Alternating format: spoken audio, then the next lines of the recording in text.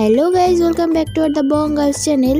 তো তোমরা সবাই কেমন আছো? আশা করি সবাই ভালো আছো। আর আজকে আমরা চলে এসেছি একটা ছোট্ট মিনি ব্লগ নিয়ে।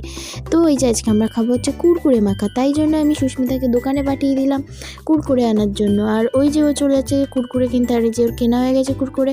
তো এই যে আসছে, ও দেখতেই পাচ্ছ। তারপরে ও একটু নকশা করছিল, এই যে একটু দৌড় মারলো টুং করে।